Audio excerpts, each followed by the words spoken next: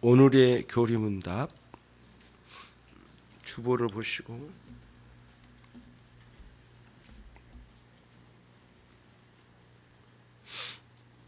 소요리 문답 제73문 제8계명은 무엇입니까?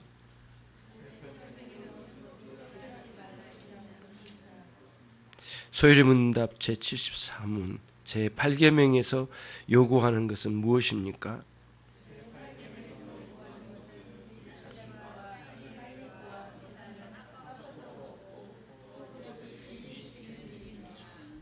아멘. 자, 그러면 성경 한 구절을 우리 이제 찾아갑니다. 잠언서입니다. 시편 잠언서 잠언 21장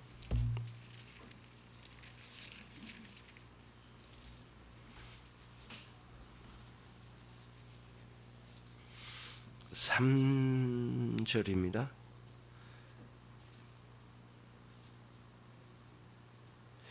잠언 21장 2절과 3절 같이 읽겠습니다.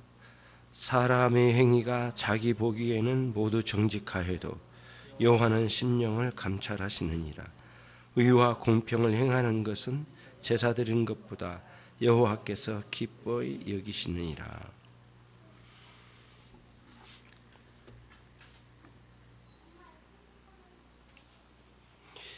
우리는 우리 자신들을 많이 속이면서 살거든요. 뭐냐면은 스스로가 충분히 정직하다라고 스스로를 생각하는 거죠. 근데 하나님 보시기에는 사실 그렇지 않아요. 여러분과 제가 이렇게 같이 신앙생활을 이렇게 해도 우리는 알 수 없는 성도들 안에 부정직함은 분명히 있습니다. 그래서 여러분 스스로가 이런 무리, 이런 집단에 있다고 하는 것으로 자신이 정직하다고 생각한다면 그 사람은 참 잘못된 사람이에요.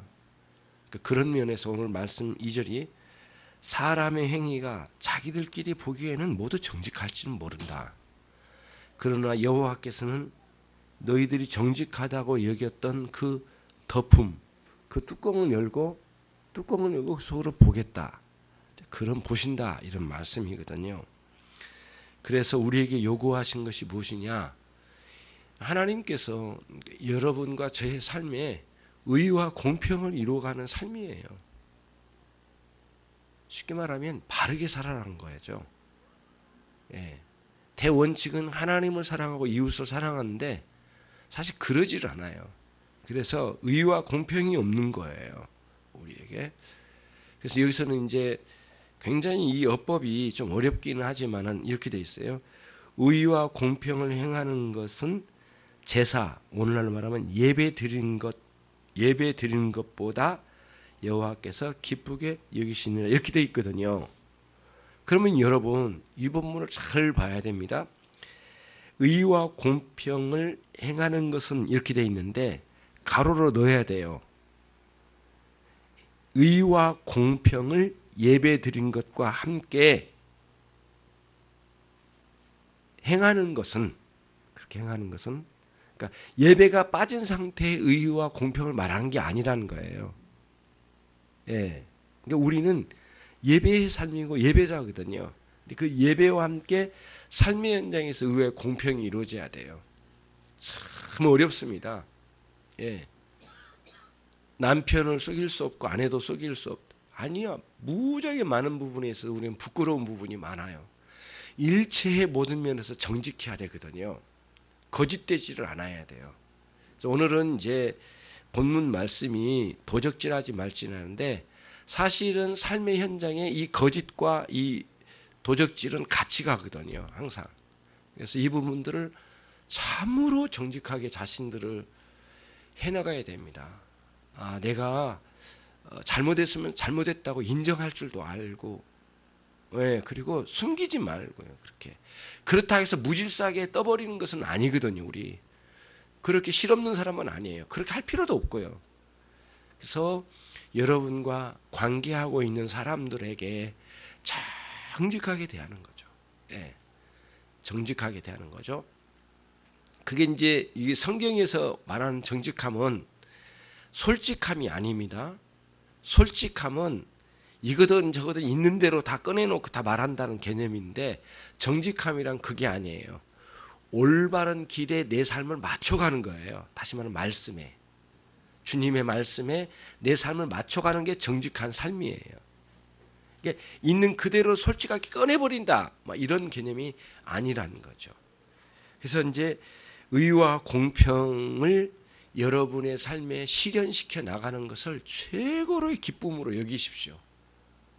그리고 의와 공평으로 사는 것을 자랑으로 삼지도 말고, 그게 자체가 하나님 기뻐하신 일이니까 하나님 기뻐하시면 우리는 만족해요. 누가 알아주지 않아도 돼요.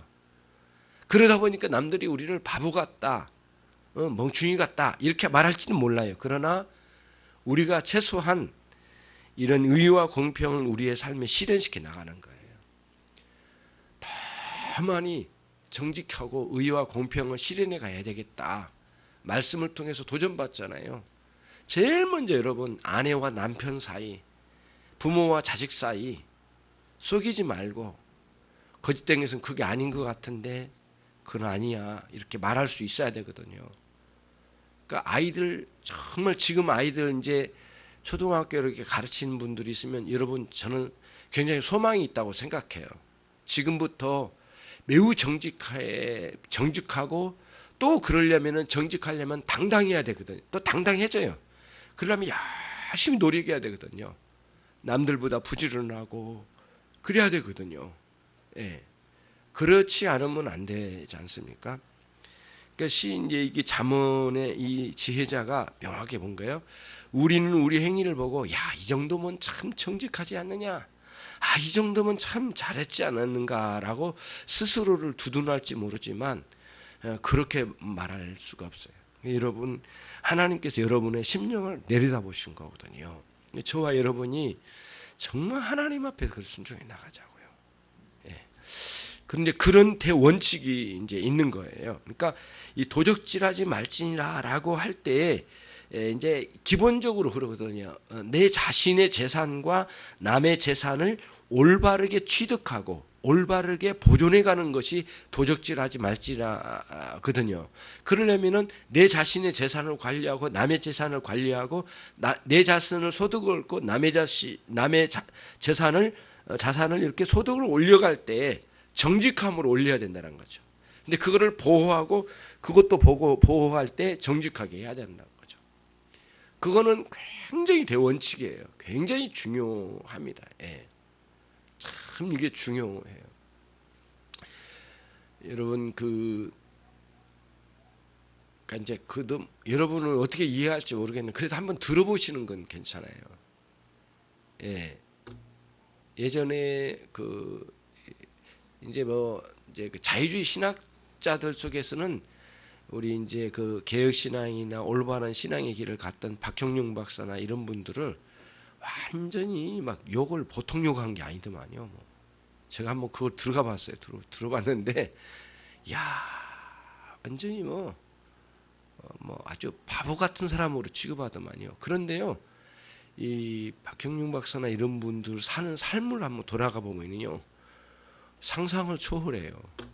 어느 정도냐면요, 제가 표현하기 그런데 자기 목양실에 물건이 2개가 있대, 이렇게.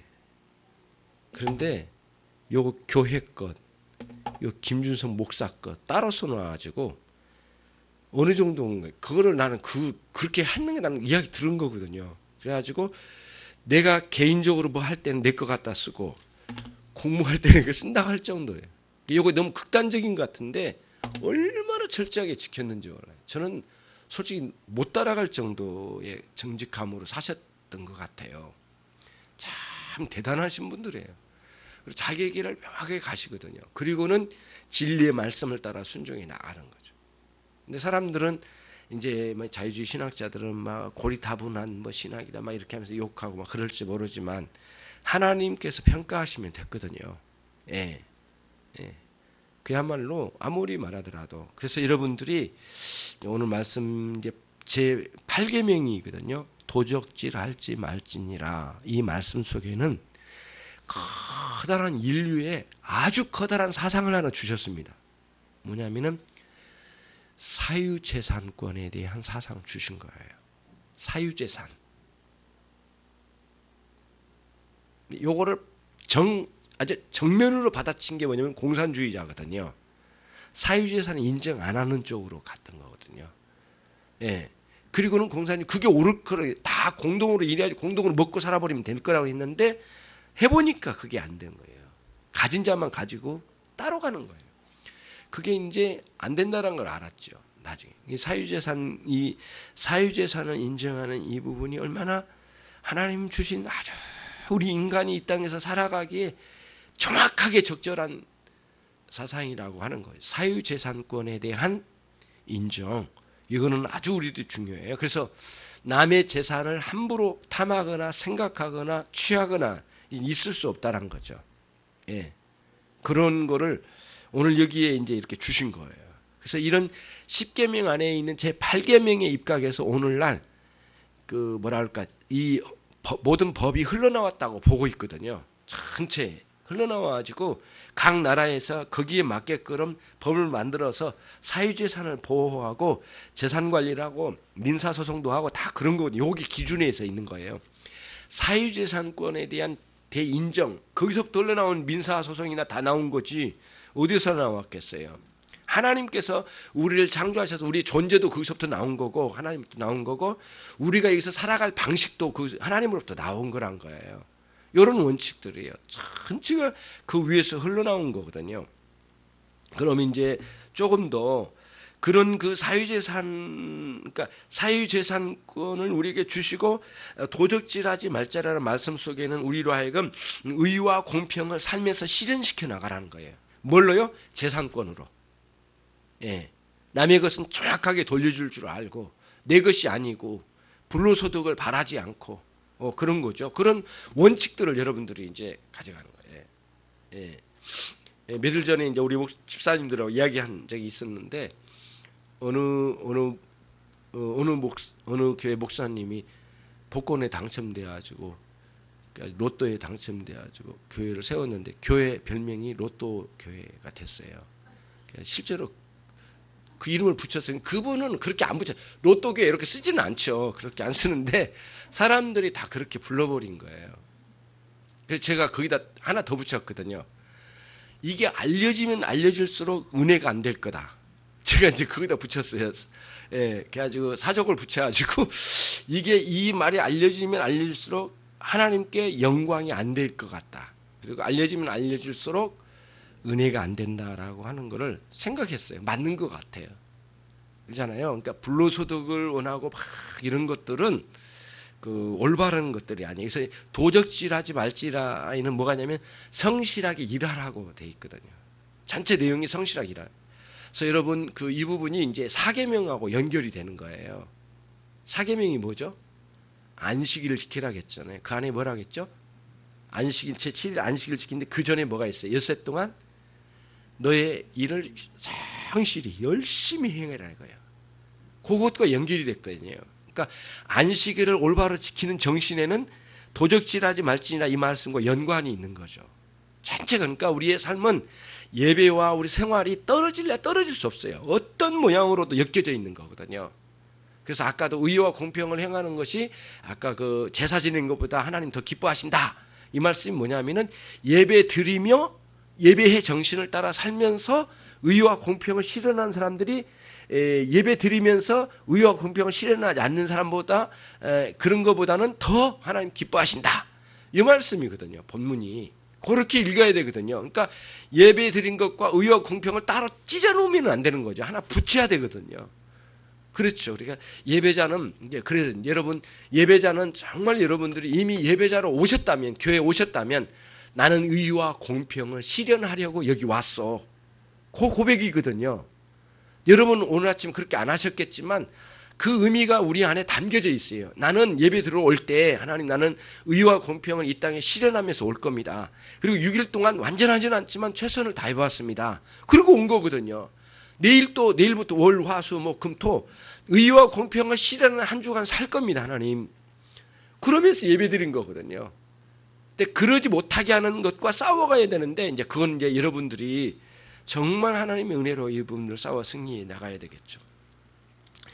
해설로 가보면 1번 제8계명은 우리 자신과 타인의 부와 재산에 관하여 무엇하기를 어떻게 하기를 무엇하기를 또 어떻게 하기를 요구하는가 그게 돼 있거든요. 예. 그 보면은 제8계명은 나 자신과 타인의 재산을 올바르게 얻고 그거를 보존하는 일에 관련된 거예요. 이거는 이제 8계명은 재산과 관련된 거예요. 합법적인 수단으로 얻고, 그렇죠? 합법적인 수단으로 얻고 또 합법적인 방법으로 최선을 다해서 보존하는 거죠. 재산을, 그렇죠? 그러면 이런 것도 있어요. 그러면 이제 어디에 어제 그 큰 마트 간 게 어디더라? 그 너무 걱정이 아니 뭐냐 정신이 혼란하던데 그 코스트코인가 거기 처음 갔는데요. 이제 뭐 엄청나더라고요. 막 그 보따리 쌓아주고 하는데 야, 막 구름대처럼 많아요. 그래서 그 사람이 너무 많더라고요. 그래가지고는 뭐 정신이 하나도 없어요. 어떻게 하려. 근데 야, 진짜 딱 들어갔는데 목회자님 저도 사고 싶은 게 한두 가지가 아닌 거예요. 너무너무 많은. 이야, 진짜 이 에어컨도 쫙 예쁘기도 되게 잘 빠져 있더라고요. 그러면 공기가 쫙 나오고 또 뭐라 할까 내가 그렇게 좋아하는 그 패드 있잖아요. 야, 내가 꿈에도 그리는 패드가 다 있더라고요. 그래서 큰 것도 있지만 정확하게 내가 원하는 게 그거가 있어요. 그래가지고는 야, 이게 이렇게 뭐냐 이렇게 만졌는데 야, 조금만 더 있으면 다 살 뻔했어요. 너무너무 좋은 거예요. 크기하고 이 무게나 다가 너무너무 좋더라고요. 그런데 또 더 기가 막힌 건 뭐냐면은 딱 섰는데 딱 가슴에 닿아가지고 손에 딱 잡는데 내 이 상황이 서서 딱 보기에 너무 보기 좋은 높이로 돼 있는 거예요. 그 어린아이가 하나 올라갔는데 그 기어 올라가가지고 거기서 그걸 하나 뒤집어 쓰고 또 그 게임하고 있더라고요. 어린아이가 그 탁자에 올라가서. 근데 뭐 자유스럽기도 하고 뭐 여기 하나 사야 되겠는데 굉장하더라고요. 몽땅몽땅 사가는 거예요. 굉장히 많이 사고. 야, 이 장난이 아니더라고요. 그래서 다음에는 저는 그 마트에 안 들어가고 차로만 거기까지 데려다주고 밖에 서 있어야 되겠다 그런 생각이 들었는데 이제 과소비도 사실은 도적질하지 말지나의 문제의 상당 부분이 나는 있다고 생각해요. 절제해야 되겠어요. 2번 우리는 우리 자신의 부와 재산을 얻고 보존하기 위해 다음과 같은 방법으로 노력해야 합니다. 자, 1번 같이 읽습니다. 시작. 그렇죠. 예, 직업을 그러니까 합당한 직업을 선택하는 것이 참 중요해요. 근데 대원칙이 뭐냐? 하나님을 잘 섬길 수 있는 직업으로 가셔야 돼요. 하나님을 섬기기에 너무 걸림돌이 많아. 저는 옳지 않다고 생각해요. 그런 직장에 가서 일하면 일할수록 양심의 가책을 받고 힘들다. 그러면 저는 그거는 아니라고 생각해요. 매주 갔는데 매일 불법을 저지르는 곳이야. 그러면은 너무 양심의 가책을 받는 거라면 나는 그만둬 버려야 된다고 생각해요. 예, 하나님께 깊이 기도하고 그만두고 다른 길을 찾아야 된다고 생각해요. 그러면서 그 직업 활동이 우리가 하나님과 동행할 수 있는 직업 활동의 구조가 돼야지 그게 안 됐을 때 안 되잖아요. 술집을 운영해가지고 날마다 술 먹은 인간들하고 푸닥거리하고 이런 식으로 살아간다면 이게 은혜가 되겠느냐고요. 그리고 이 술 먹이 사람들에게 막 술 먹이려고 하는 노력하는 이 직업이라면 말이 되지 않는 거고 다른 사람의 건강을 해치는 직업이라면 더 안 되겠죠. 이 양심의 가책을 받는 거고 하나님과 동행할 수 없는 구조적인 문제일 거예요. 2번 같이 읽습니다. 시작.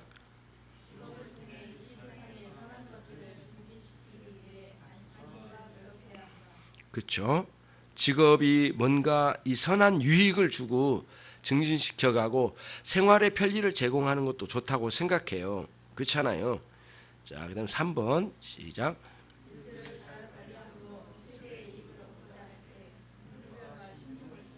예, 우리가 직업을 활동하면은 최소 비용으로 최대 효과를 유익을 얻는 게 경제적인 대원칙이잖아요. 그런 원칙에 크게 벗어나지는 않은데 아무리 이제 이 방식으로 하면은 최대한 수익을 얻을 수 있을 것 같아. 근데 사실은 불법이 개입됐어. 그러면 그 다음 단계로 갔는데 수익은 이만큼밖에 안 돼. 근데 불법을 저지르지 않고 충분히 정직하게 할 수 있으면 그 다음 단계로 가야 된다는 거예요. 지금 그 말이 이 말입니다. 지금 이 내용이. 자, 4번입니다. 근검 전략과 함께 불필요한 지출을 금하고 육적인 욕망과 정욕을 도모하는데 뭔가 지출을 한다면 옳지 않다. 그런 거죠. 예. 그다음 5번입니다. 시작. 예, 아까도 집사님하고 이야기했는데 외국인들이 오면은 제일 힘든 게 그거라네요. 열심히 일을 안 한대요. 하는 데까지 하고 그냥 나가 떨어지고 시간 지키고 막 이렇게 그런 건 좀 열심을 내어서 내 일과 같이 열심히 하는 거죠. 그게 하루 이틀이 아니라 꾸준히 그 일을 해나가 보셔요. 하나님은 뭔가 또 다른 일을 맡기실 거예요. 더 훌륭한 일을, 더 크고 큰 일을. 그래서 여러분들이 일을 하실 때 그냥 시키는 일만 하는 사람은 거의 의미가 없어요. 고달파요. 그런데 내 열정을 가지고 열심히 일하는 사람은 힘이 나요. 스스로도 기쁘고 보람이 있고 또 그것이 사람들과의 관계 형성도 굉장히 좋아요. 어디 가서 그럭저럭 시키는 데만 따라가고 일체 시킨 것만 하고 도대체 머리도 안 굴리고 이렇게 간다면 거의 소모적인 삶을 사는 것 같아요. 물론 밥은 빌어먹고 살겠지만 우리 밥 빌어먹기 위해서 직장만 다니는 건 아니니까 그 직장이 다니면서 내가 5년을 다니든 10년을 다니든 20년 다니든 내가 열심히 일했다고 하는 거예요. 요즘은 물론 이건 있습니다. 직장 생활이 평생 직장이라는 개념이 거의 무너졌어요. 이제는. 예전에는 안 그랬거든요. 내가 여기 직장 생활하면 나 평생 다니겠다. 이런 생각이 있었어요. 지금 이제 우리 좀 앞세대는 그랬거든요. 다 무너진 상황이 되긴 했어요. 그러나 몇 년 동안 내가 그 안에 있더라도 열심히 해야 되거든요. 그렇게 해서 아주 근면한 그런 생활을 근면하게 일을 해야지 그렇지 않고서는 도적질하는 것이죠. 6번입니다. 시작.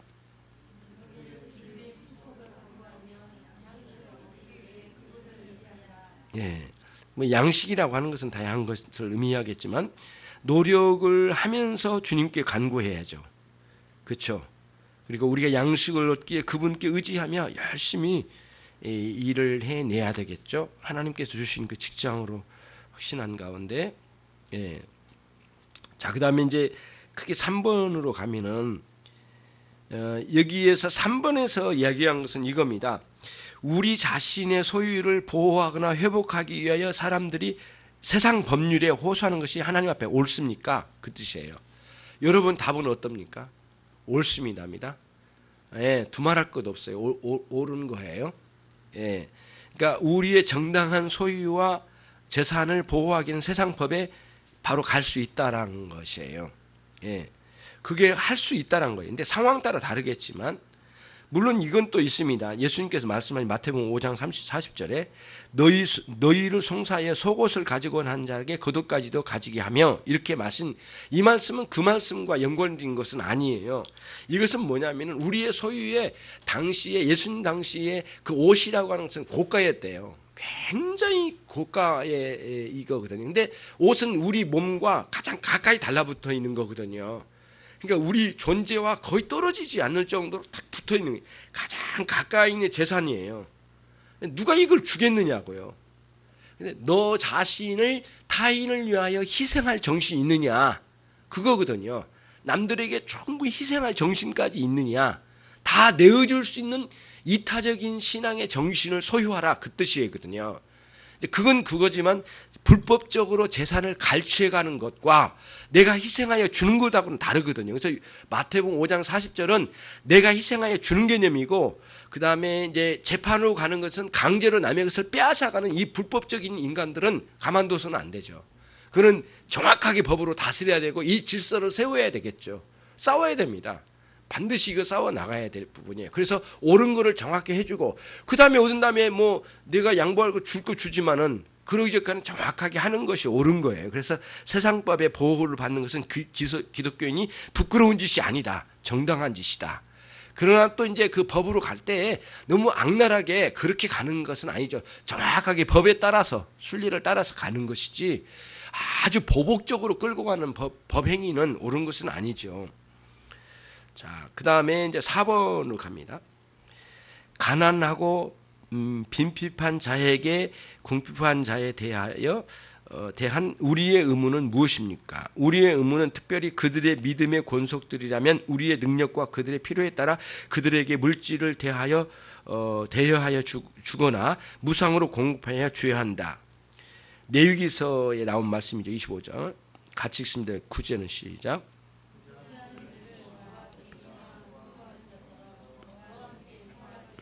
예, 그 어려운 사람들을 우리와 함께 생활할 수 있도록 그를 돕는 일은 매우 중요한 일이에요. 주변에 어려운 사람들을 외면할 수 없는 거죠. 아까 이제 그거는 구분을 해야 돼요. 막 그래서 돕자고 했는데 또 저쪽에서는 법으로 다스라는데, 아니, 그거는 불법 의와 공평을 세워가는 작업이에요. 그게 단순히 뭐 재산을 빼앗겠다는 개념이 아니라 굉장히 중요한 거거든요. 도둑놈이 오는데 도둑을 잡아야죠. 아니, 물리쳐야 되죠. 어떻게든 해야 되지 않을까요? 그걸 잘못됐다고 말할 수도 있어야 되고, 그런데 그거를 방관해서는 안 되는 거죠. 근데 여기서는 또 한편 굉장히 이웃을 도와야 될 사람들이 있다는 거예요. 그는 살펴보아야 될 필요가 있고요. 예. 여러분 주변에는, 내 생각에는 그래요.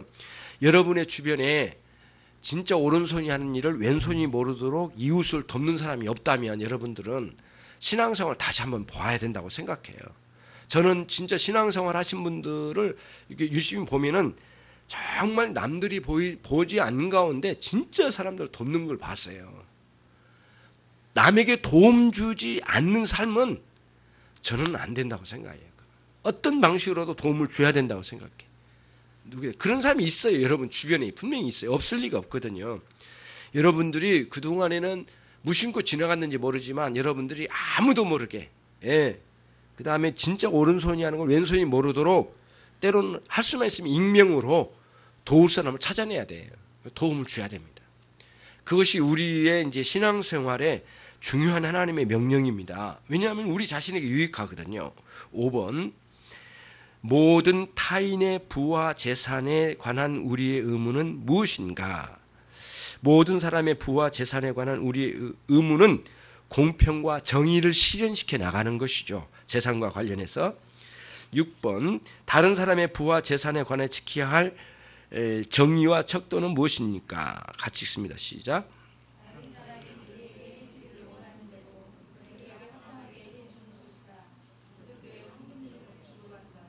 그렇죠. 그렇죠. 내가 바란 만큼 또 하나님 사람들에게 베풀 수 있는 사람들 돼야 됩니다. 7번입니다. 우리는 다른 사람과의 관계에 있어서 정의를 어떻게 보여야 하는가? 정의로움을 다음과 같은 방법으로 행해야 합니다. 1번 시작. 예, 요거는 정말 중요하거든요. 잘못하면 여러분들 남들에게 도운 거를 떠버리면 안 됩니다. 예, 떠버리면 안 돼요.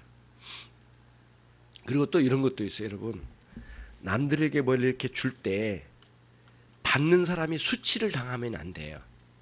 절대 그러면 안 돼요. 수치스럽게. 어떨 때 수치 받을 것 같아? 수치를 당할까요? 예, 남들에게 다 있는데 그 집은 없어. 돕는다 이거예요. 사람들에게 공개적으로 줄 때 떠버리는 거거든요. 예, 절대 그렇게 해주면 안 돼요. 예, 선물 같은 것도 마찬가지예요, 여러분. 막 사람들이 인해서 갖다 줘가지고 막 온 사람 다 바라는 거죠. 내가 주고 이 사람 받는다. 이 사람 막 모욕을 받을 가능성도 있거든요. 그런 질서에, 그러니까 이 사람의 마음 속에 하나님 질서 가운데 주셨기 때문에 원래 하나님 질서를 깨트리면 이런 일이 생겨나요. 그래서 절대 그건 선물이 아니에요. 잘못하면 모욕이 돼버려요. 그래서 참 조심스러워요. 누구에게 뭘 하더라도 정말 조심스럽게 접근해야 되고, 또 그렇게 돕는 거를 다른 사람에게 알리는 것도 굉장히 우선해요. 또 알려질 수도 있죠. 때로는 그것까지 우리가 할 수는 없지만은 최선을 다해서 오른손이 아니라 왼손이 모르도록 정말 진실함으로 정직함으로 이렇게 할 수 있는 그런 우리들이 돼야 되겠습니다. 지금 도적질하지 말지나에 속한 겁니다. 도적질하지 말지나에 뭔가 하지 않는 것에 그친 게 아니라 뭔가를 해야 할 곳에 나갔어요. 성실하게 일하고 남을 돕는 데까지 나가야 된다는, 이게 도적질하지 말지라의 명령 속에 있다는 거예요. 금령 속에. 그럼 여러분과 저는 도적질 많이 한 거예요. 지금 그러지 않아요? 정말 여러분 그렇게 오른손이 왼손이 모를 정도로 도와보고 늘 합니까? 그걸 못하고 있잖아요. 그러니까 십계명은 날마다 범하고 있는 중이에요. 우리는 사실은 그런 걸 생각하면 참 부끄럽죠. 정말 말씀을 따라 온전히 산다는 것은 불가능해요. 사실 불가능해요. 최선을 다해서 순종하며 주의 은혜를 받고 사는 것이지만. 자, 그 다음에 2번입니다. 시작.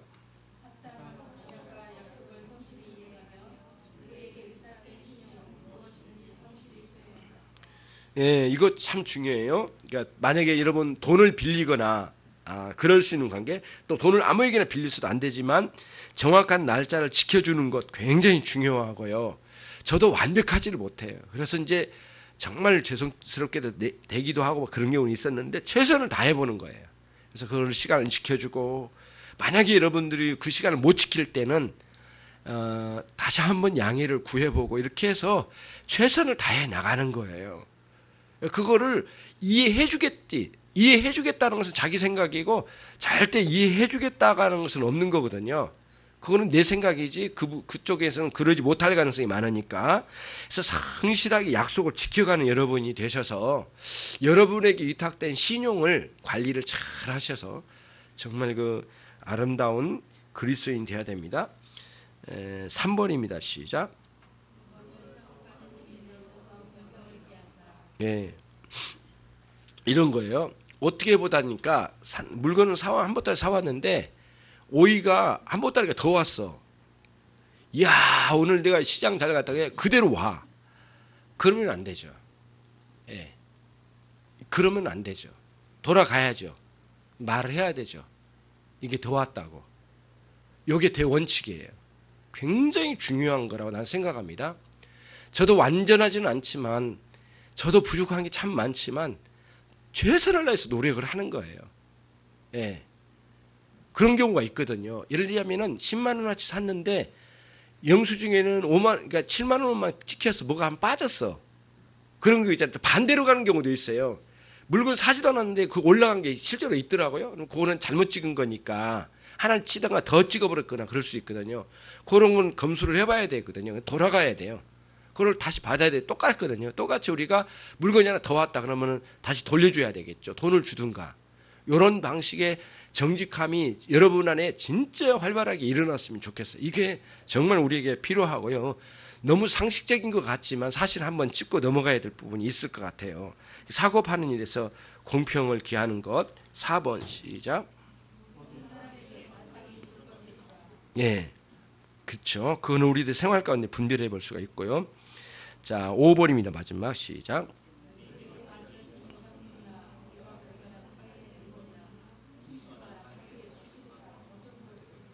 네, 두말할 것 없습니다. 우리가 취한 것, 얻은 것, 길거리에서 얻은 것, 이것도 주인을 찾아주는데 최선을 다해야 되고요. 그리고 늦게 가면 안 됩니다. 요즘은 뭐 시간이 저기 하니까 지갑 하나 주웠어도 좀 늦게 가면 이미 끝이야. 다 차단하고 그러면서 얼마나 고생 많이, 하루 종일 막 은행에 가서 차단하고 뭐하고 연락하고 난리 쳐가지고 진짜. 그리고는 다시 다 재발급해야 되는데 한 2, 3일 있다가 주웠다 갖다 줘. 이게 무슨 의미가 있냐고요. 예, 그런 건 안 되거든요. 예, 정말 안 되는 거예요. 그래서 여러분 최선을 다해서 이런 삶을 하나님 앞에 살아가는, 이거는 여러분 안에 양심으로 여러분 안에 아예 이렇게 탐조등처럼 여러분 안에 주셨어요. 여러분 내면에서 탐조등 밑에 다 들여다보는 양심으로. 그 양심에 걸리는 것들을 행하지 않고 정직하게 주님 앞에 갈 때에 여러분 내면에도 의와 공평이 실현되고 관계도 그렇고 사람들에게 영향을 끼친 거죠. 그리스도인 그 사람들은 의와 공평을 실현해 나가며 살아가는 예배자들입니다. 기도하겠습니다. 하나님 아버지, 저희들에게 주의 은혜로 특별히 함께 해주셔서 가장 중요한 의와 공평을 실현해 나가는 정직한 그리스도인으로 함께 해 주옵소서. 하나님, 공세를 줄 자에게 공세를 주고 국세를 줄 자에게 국세를 주라는 주님의 말씀, 존경할 자에게 존경을 주고 하나님 그들을 높이 할 자를 높이는 그런 그리스도인의 삶을 살라고 로마서에도 말씀 주셨는데, 주님께서 특별히 우리의 마음을 다스려 주시고 이끌어 주셔서 한 주간 또 남은 생애 기간 동안에 이 말씀을 따라 정직하게 살게 해 주시옵소서. 그의 마음에 충만한 은혜와 복되게 해 주실 줄로 믿습니다. 예수 그리스도의 이름으로 기도 올립나이다. 주 예수 그리스도의 은혜와 하나님 아버지의 극진하신 그 사랑과 우리 성령님의 내주 교통하심이 이제 이와 같이 도적질하지 말지니라라고 하는 말씀 속에 담겨진 여러 가지 의미의 내용들을 잘 실현해 나가고 살고 싶어하는 모든 종들 위해 지금으로부터 영원토록 함께 있을지어다. 아멘.